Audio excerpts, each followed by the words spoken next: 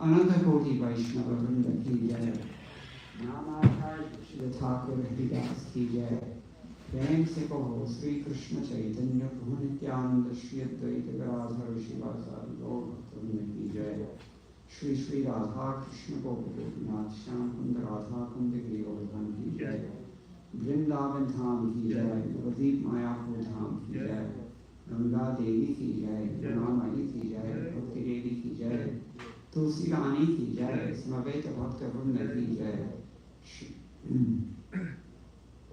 श्री हरिनाम संकीर्तन की जय। ग्रंथराज श्रीमद् भागवतम की जय। इस्कॉन विविधि संस्थापक आचार्य श्री प्रभुपाद की जय। गौ Premanandi. All glories to the Son devotees. All glories to the Son devotees. All glories to the Son devotees. All glories to Sri Sri Guru and Gauranga. Jai Shri Prabhupada. Om-Gyan-Timirandhasya Gyananjana-Shalakaya Chakshurunmilitam Yena Tasmai Shri Gurave Namah.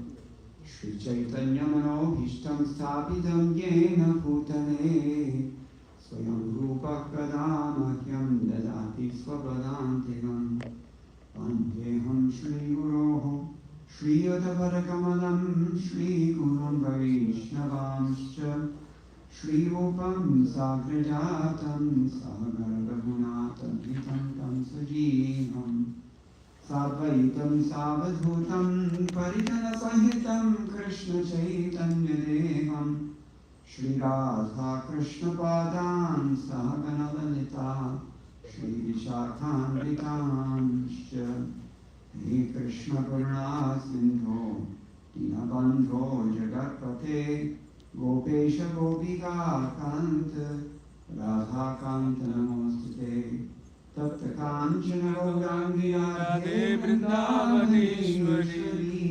Vrishabhanusute Devi Pranamami Hare Priye Vansha Kalpatarubhyascha Kripa Sindhubhaiva cha Patitanam Pavanebhyo Vaishnavebhyo Namo Namaha. Jaya Shri Krishna Chaitanya Prabhu Nityananda Shri Advaita Gadadhara Srivasadi Gaur Bhaktavrinda. Hare Krishna Krishna Krishna Hare Hare Hare Rama Rama Rama Hare Hare. Madhvari Ravi Gopala Sri Purya Kripayayadi Adaivasam Priyahapitva Rishyayustat Priyajanaha. We hear in the Srimad Bhagavatam, 7th canto, 5th chapter, text number 32. Naisham Matisthavarukramanghi Sprishatyanarthabhavamo Yadartha Nahyasam Paradajobhishekam Nishkinchananam Pranita Yavat. This is what Prahlad told his father when asked what was the most valuable thing he learned. What does it mean? Unless they smear upon their bodies the dust of the lotus feet of a Vaishnava, completely free from material contamination, persons very much inclined toward materialistic life cannot be attached to the lotus feet of the Lord, who is glorified for his uncommon activities. Only by becoming Krishna conscious and taking shelter at the lotus feet of the Lord in this way can one be freed from material contamination. So this is the topic of the next 3 days that I will be speaking tonight, and then not tomorrow, but day after tomorrow, that's Thursday, and then Friday night also. Generally, we have Guru Puja every day, that song we just sang. So this is a famous song written by Narottam Das Thakur, simple Bengali language, but very, very deep in its meaning. So deep that Srila Prabhupada asked the members of the International Society for Krishna Consciousness to sing this verse every day, a song every day, and Guru Puja. And we're going to talk about the significance of this song in particular over the next 3 days. It will take that long to cover everything that there day in Mumbai, Srila Prabhupada actually stopped the Guru Puja Kirtan. In the middle of the kirtan, he stopped it, just to summon Tamal Krishna Goswami, who was absent from the Guru Puja. So someone went to look for Tamal Krishna Maharaj, and then brought him down from Srila Prabhupada's office, where he was no doubt doing something important. But in front of everyone, Srila Prabhupada instructed his disciple to never ever miss Guru Puja. And in fact, as with various other sects, even Gaudiya Math generally only observes Guru Puja annually. They don't do this every day in Gaudiya Math. But Srila Prabhupada asked us to sing this song every day. Other Gaudiya Math and other institutions, other sampradayas, they worship the spiritual master only on one day of the year, which is Guru Purnima, which is when they celebrate Vyas Puja. In our tradition, we celebrate Vyas Puja on the appearance day of the spiritual master, but we actually sing this song every single day, or we should. Even if we're at home, if no one is able to come to the temple, practically speaking, we can still make sure that we sing this song at some point every day. Srila Prabhupada evidently wanted to ensure that we got the message. What is that message? The same message we sing at Mangalarti every day. Who knows what verse I'm thinking of? Pretty close. The next one. Yasya Prasada, Bhagavad Prasada. The spiritual master's mercy is Krishna's mercy. When the Guru is pleased, Krishna is pleased. So this is the point of this verse which we quoted from Prahlad Maharaj, which Prahlad Maharaj spoke to his father. You have to get mercy from a pure devotee, and specifically from the spiritual master. We should accept a spiritual master who is a pure devotee. Even though in Nectar of Instruction, text number 5, Srila Prabhupada qualifies that the spiritual master doesn't necessarily have to be a Paramahamsa, but that's ideal. Certainly that's ideal. But anyway, whether the spiritual master is Paramahamsa or a Madhyama Adhikari or even a Kanishta Adhikari is possible. Still, we have to worship him every day, and we have to recognize that the way that we make advancement in spiritual life is when we receive the blessings of this representative of the Supreme Lord. That's the other verse we sing in Mangalarati. Sakshad Haritvena Samasta Shastre Uktastatha Bhavyadeva Sattvi. He is the embodiment of all the demigods. He is the representative of the Supreme Lord. He's not different from Hari, even though he doesn't say that he's Hari. And he's not Hari. He's not Vishnu Tattva, but he's Jiva Tattva. But we worship him as if he were the Supreme Lord, recognizing the importance of worshiping the Lord's representatives. This is something that Lord Shiva tells his wife. What verse is that?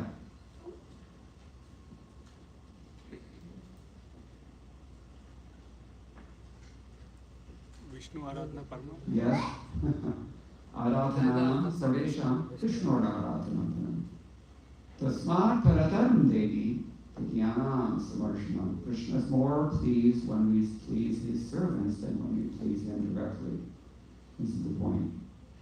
So, Kintu Prabhu Yapriya Eva Tasya Vande Guruhu Shri Charanarvindam. And Prahlad says here, this is the only way that we can become free from material contamination. So why this song? Why are we talking about this particular song from Narottam Das Thakur? He compiled a book of poetry called Prema Bhakti Chandrika. Many different topics in that book, but the initial topic is this song. This is the first song of that book. It functions in effect as his Mangalacharana in Bengali language. So we hope to illustrate at least some of the tremendous meaning and depth of this song's deceptively simple lyrics, very simple lyrics, very, very, very deep. So in large part, I'm going to base this seminar on the commentary of Srila Vishwanath Chakravarti Thakur, as we said.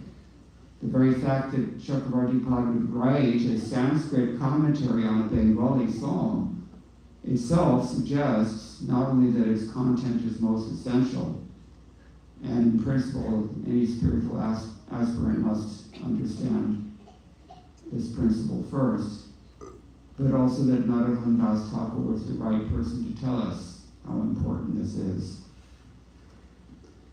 In one of his many other Sanskrit compositions, Srila Vishwanath Chakravarti Thakur tells us he glorifies Narottam Das Thakur in these words: Yad bhakti nishtha palarekhikeva sparsha punaha sparshanani yasya pramaniyamevam shrutibad yadiyam tasmai namaha shrila narottamaya. What does that mean? Repeatedly, I offer obeisances unto Srila Narottam Das Thakur, whose staunch faith in devotional service, bhakti-nishtha, is like the lines written in stone. His touch is like that of the touchstone, and his words are every bit as authoritative as the Vedas. Can you alter the lines that are etched in stone, carved into stone? We still have Ashok's rock edicts from how many thousands of years ago? And what is a touchstone? What's the significance of a touchstone? Chintamani. What is Chintamani? Turns everything to gold. Everything that touches becomes golden, as it were, or fulfills your desires. That's another way to see it. And similarly, his words are every bit as authoritative as the Vedas. Pramanyam evam shruti badyadiyam. Now, he could have said something else if you think about this. This says a lot, because he could have just as easily said that his words are smritivat,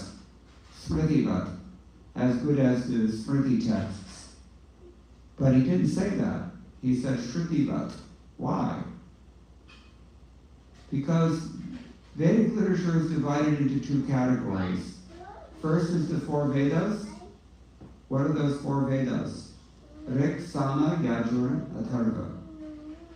And to explain the meaning of those Vedas, we have the Upanishads attached to the end of each of them. Ishopanishad, Brihadaranyaka-upanishad, Chandogya-upanishad, Mundaka-upanishad, Mandukya-upanishad, Aitreya-upanishad, so many Upanishads like this. So these are all considered to be Shruti. Shruti means that which you hear. And the most important part of this is that they are called apaurisheya. Apaurisheya. What does that mean? Apaurisheya. They're not human. They're not human author. Vedic literatures, nobody can trace out the beginning of these Vedas. As long as humanity has been there, people have been chanting these Vedic mantras. So they're considered to be unauthored in that sense. And faithful allegiance to the Shruti is the basis of authority of all other Vedic texts. Any Smriti literature which cannot demonstrate how it embodies both the letter and the spirit of the Shruti, it's not accepted as a Smriti text. So for this reason,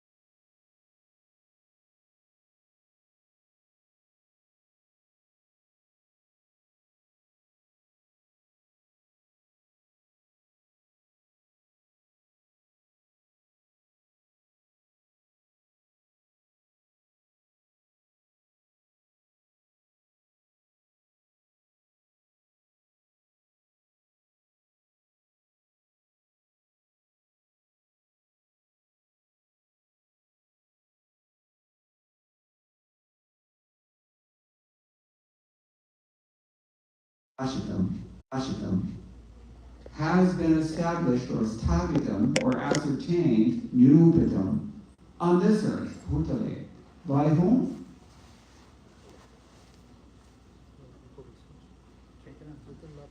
Huh?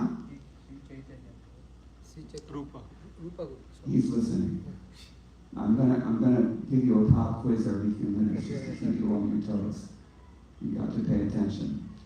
So Sri Chaitanya Mahaprabhu's desire, that is to say, what his mind cherished, has been established or ascertained on this earth by Sri Rupa Goswami as scripture, in the form of scripture delineating devotional mellows, rasa.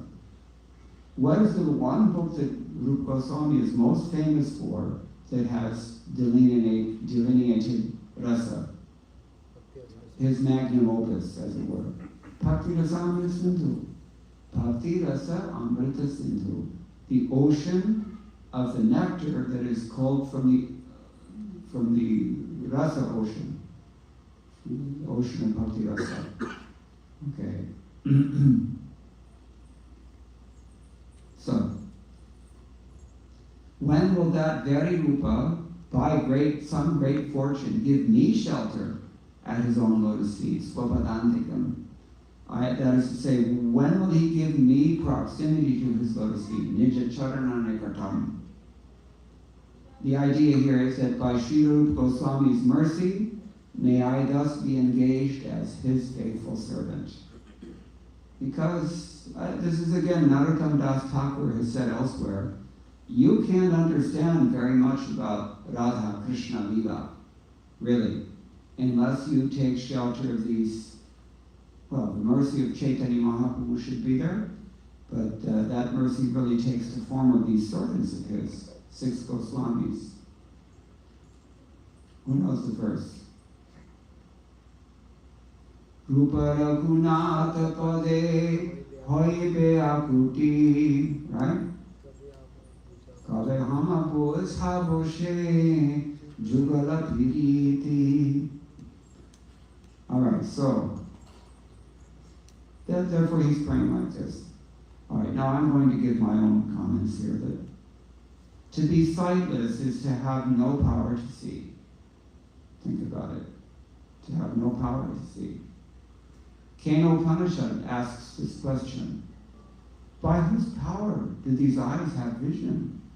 By whose power do these ears produce sound vibration for our perception? By whose power does our tongue taste? Can our hands feel? By whose power? When you take away that power, you have nothing. It's mercy, really. I always give this analogy that if you set your alarm clock for way too early in the morning, you may not hear it if you're too tired. If you go to bed, at the hours that most IT engineers go to bed, you may not be able to wake up.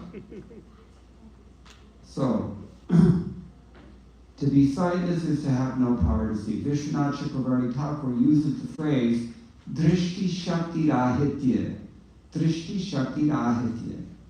Bereft of any Shakti to see, to describe our blindness. We have no capacity to see these things. This is the first thing that Vishwanath Chakravarti Thakur wants to establish. There's a reason for this. The reason is that we are blind, and we've already discussed what exactly is it that is blinding us. Anybody recall? What is the cause of our blindness? What is the cause of this avidya timirantasya? Huh? Yeah, cheating. We are cheating. We are rascals. That's what it comes down to. We have a criminal mentality vis-a-vis the Supreme Personality of Godhead, in which we're always trying to rip him off. Or pull a fast one on him. Or somehow, whether squeeze around the system or just, we're nonsense. We have a cheating mentality. And this is the cause of our ignorance. The power to see is our inclination to submissively hear with rapt attention. What does it mean to submissively hear with rapt attention? First of all, you're not challenging what you're hearing. You ready to give it some credence. And you're hearing with absolute focus. Pretty hard sometimes, isn't it? Let me just dilate on this for a minute. What is the word for meditation? Let's say in Hindi or Bengali may say, Dhyan is very good. What does dhyana mean? Focus. I just came from Southern California. While I was there in the San Francisco Bay Area, they had yet another wildfire. These things happen every 3 days, it seems. All right, because it's dry, hot winds and dry brown grass, everything very dry, very hot, and it doesn't take much to light these fires. It's a part of the natural ecosystem, but we've definitely made it worse by global warming. So if you take the sun's rays are shining in the sky, at least in California they are, not in Seattle. But in California, the sun's rays they're everywhere throughout the sky.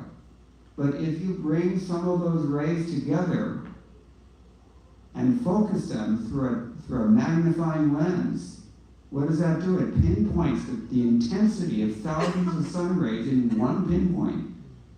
If you point that at the grass in Southern California, what's going to happen?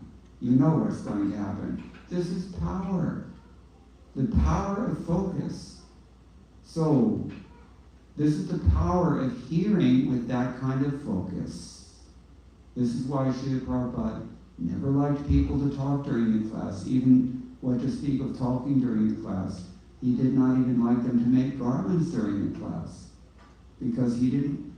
Someone in one of the classes he attended by Bhaktisiddhanta Saraswati, the person sitting next to him just tapped him and asked him, what did he just say? And Prabhupada was trying to just kind of answer his question. And Bhaktisiddhanta Saraswati Thakur caught him and said, would you like to come up and give the lecture?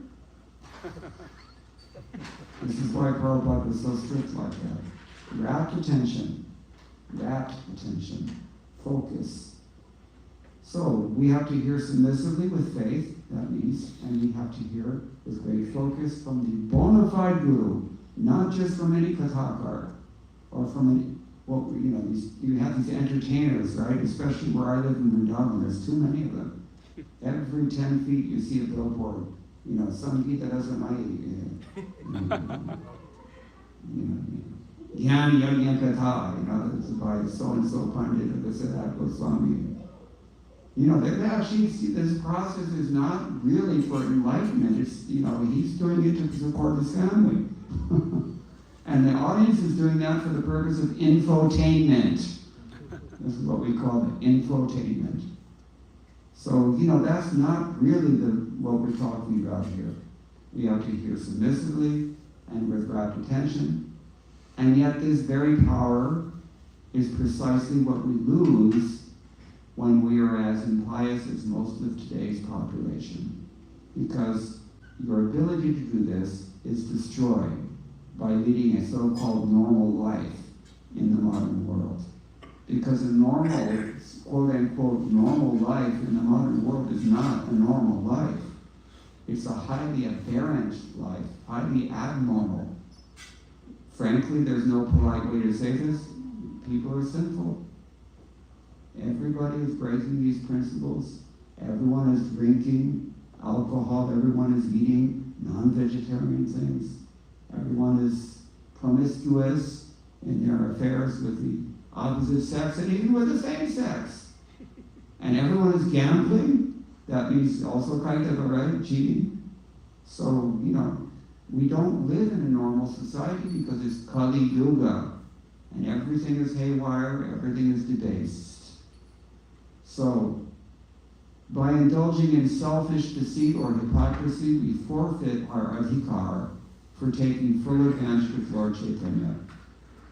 Jai Shri Shri Radhani Madhava, Shri Jagannath Balaram Subhadra Maharani Ki Jai, Shri Shri Sitaram Bhagavad Ki Jai, Shri Shri Guru Varanga Pyama, Shri Prabhupada Ki Jai. So if we indulge in this so-called modern and definitely sinful lifestyle, then we forfeit our adhikar for actually taking full advantage of what Chaitanya Mahaprabhu, Srila Prabhupada, and their pure representatives have actually come to give us. And Bhagavad Gita explains this, Krishna explains this in Bhagavad Gita, chapter 7, text 28. Anybody know that? It's another pop quiz. 7:28. I'll give you a hint. Yesham tu antagatam papam jananam punya karmanam te tvam mohanyaram dharanimam surhavadana. Krishna there says that a person who can sustain a mature commitment to pure devotion is a person who has acted piously in the past and continues to act piously now. It's not that when you come from India, especially if you're from an Iyengar family, you head straight for Las Vegas, although they always do that. Especially the Brahmins, I've seen it, yeah. Or, come Niagara Falls, it's on everyone's bucket list, right? It's even on your refrigerator door outside. He didn't put it there, his daughter put it there. Not his fault, don't worry. All right. So, Krishna says, we can only sustain our mature commitment to pure devotional service when we are fixed in piety, and when we have been fixed in piety for quite some time. So, because sinful activity, or even just a lack of piety, even if you're not sinful, but even if you're not particularly pious, it makes us less inclined to persevere in the crucial aspects of Vaidhi Sadhana Bhakti. You have to do some discipline. It's not always easy to get up early in the morning, to chant with focus, to hear with rapt attention if you're saying. It's not always easy. So, one of those aspects is Guru Ashraya, to take shelter of a bona fide spiritual master. It's a good idea to be pious. So, I think, it seems to me that my Yathadhitam Yathamati, as much as I've studied and realized, it's a good idea to be pious, if you can. So, persons who reject a bona fide guru, they're in the category of impious persons. And we see sometimes that happens. Yeah, so anyway, I don't want to get into that too much, but these are a few things we can talk about on these verses. These introductory verses to Vishwanath Chakravarti Thakur's commentary, Sanskrit commentary on Prema Bhakti Chandrika, the first song of which is the main focus of this seminar, Sri Guru Charana Padma, Kevala Bhakti Sadhana Bandhanamoi Savadhanamate, which we'll sing every night before class and explain. So on Thursday night over Zoom, and then we can discuss more about the beginning verses of that Bengali song. For now I'm going to end, but if anybody has any questions or any comments, we can discuss. No? Yeah. Thank you, Prabhuji. My question is about... I can hear you. And I'll repeat the question also. My question is about, you mentioned about Kaitav Dharma, self-deceit, and... yeah, well, Krishna Das Kaviraj Goswami is one who mentioned that. Yes, and also in Ishopanishad we say there is Vidya and Avidya, both should be known. Yes. So I was thinking of specifically for Grihastha Ashram, we have to deal with so many different situations and also deal with wealth and other things. So how do we understand this in the light of what the translation is?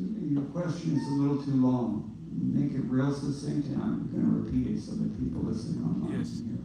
So how should a person in Grihastha Ashram apply this principle, what you were sharing about? Avoiding Kaitava. Yes. How does a person in the Grihastha Ashram avoid Kaitava? Well, that's a good question, and it's not so easy to do. Why? Because first of all, we're surrounded by the association of cheaters. So you're not going to get any encouragement to even try that. But secondly, the very nature of the household ashram, we have to admit, it's a kind of a compromise. It's understood that we have some material desires that we're trying to fulfill, And it's understood that we're pious enough that we're also trying to advance spiritually at the same time. So it is a balancing act. You have to balance. And that's one of the many excellent reasons that we have spiritual masters, which is why it's an excellent idea to discuss this topic, which is why I'm doing it. So, a bona fide guru can guide us practically in these ways on a case-by-case basis, because it will differ on a case-by-case basis. Some people have certain anartas, other people have other anartas. Some people have non-anartas. So, yeah, we have our spiritual masters to help us with that. But the general principle is very clear. Pure devotional service means basically everything for Krishna, nothing for me. So, but there are guidelines for those who cannot come to that platform immediately, and that would be most of us. So, we have to follow the injunctions of the Smritis in particular. We've talked about the difference between the Shrutis and the Smritis. Smriti, in a more technical sense, Smriti means that classic Vedic corollary literature which deals with organizing society and performing one's duty within society and to society in a way that elevates instead of degrades.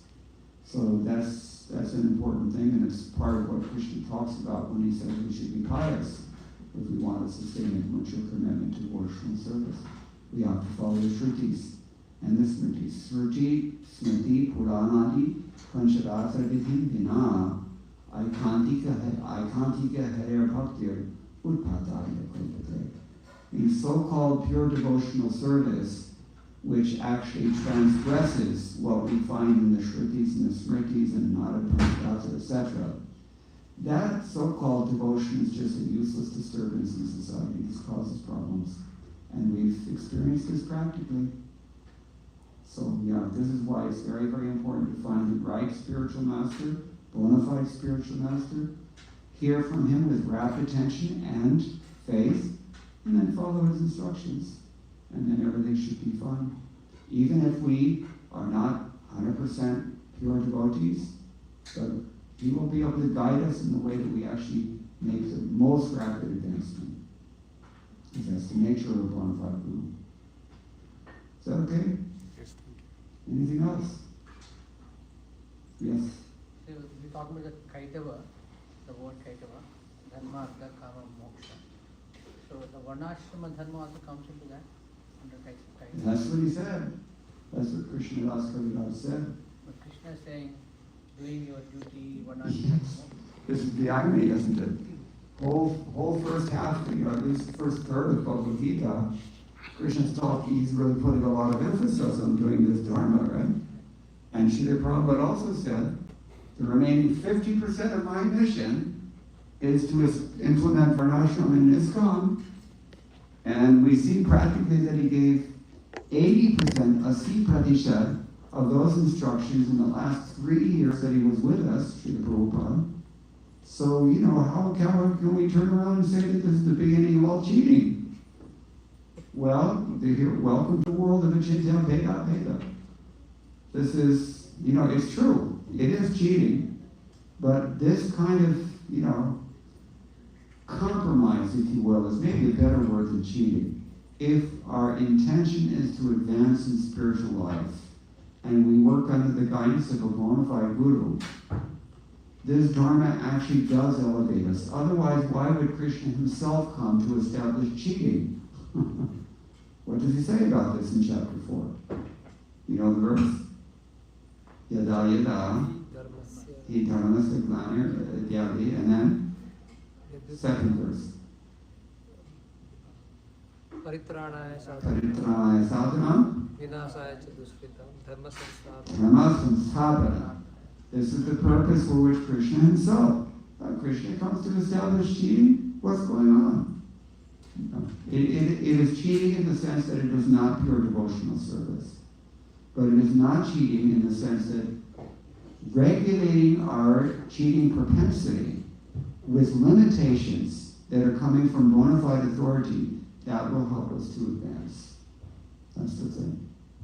It's like I said, it's a compromise. That's the better word to use, I think. But in order to make us understand the severity or the impurity, the inherent compromise in that endeavor, Krishnadas Kaviraj Goswami is saying that cheating is very strong, kaitava. And in fact, so does Srimad Bhagavatam, if you think about it, right? In the very beginning, 2-3 verses, he calls it kaitava dharma. And all this kaitava. I heard Prabhupada speaking in one Hindi lecture. He said, हम लोग इस kaitava dharma को झाड़ू देते हैं. So, we just, Bhagavatam sweeps it all out. And so should we, but hote, gradually, under proper guidance. It's like when a person is addicted to heroin, let's say, or what nowadays they have fentanyl, right? There must be some government program that deals with these people. You have to kind of gradually wean them off that addiction, and then they can become normal again. This is the logic behind dharma. So it's cheating, yes, in an ultimate, absolute sense, but it's authorized cheating. Deshi Tekashara. Okay? Anything else? So can we understand that this is instruction for different levels of devotees? Yeah, this is dependent. Sweswe adhikare yanishta saguna parikirtava. He tells us the Vanilla in the canto. To be situated in your own adhikar, that is the best thing. If you, it's like when you go for the job interview, right? If you're overqualified, they're going to tell you that. You better let somebody else have this job. You do too much for us. And if you're underqualified, that's also not good.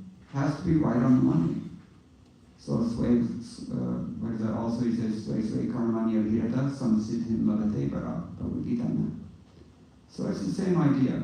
You have to do what you're capable of doing without attempting something more than you can do and without settling for less than you can do. You have to do your maximum, have to do the exact proper amount. That will elevate us. That's called guna. And he says to do anything else is dosha. Because if it's not dharma, then it has to be adharma. That's just the way the world is. Yes, exactly. It will be either, there's actually 5 kinds that are discussed in the 7th canto. Maybe we can mention those on Thursday. But I just did a seminar in ISD on that topic. You can look it up. 7th canto, chapter 15, text 12 to 14. 5 kinds of deviation that you will immediately become guilty of if you do not do exactly what your adhikar enables you to do. So it's a big science. Dharma is not an easy thing to understand. Even Krishna admits this in chapter 3, right? What does he say? Karma, akarma, vikarma. Very difficult to understand these 3 things, Krishna says. And karma in this sense means dharma. Otherwise it would be what? Vikarma. Okay. Anything else? So then we'll end here. Thank you all very much. All glories to Srila Prabhupada.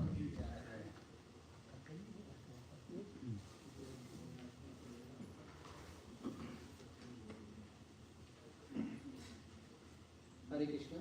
Thank you for walking us to what we consider the basic verses, but we always back to basics. That's the most important. And Prabhu is here until the Saturday? Friday. So tomorrow we have Bhakti Charu Maharaj's disappearance day and celebration, and Prabhu and Haridas Maharaj both will be here.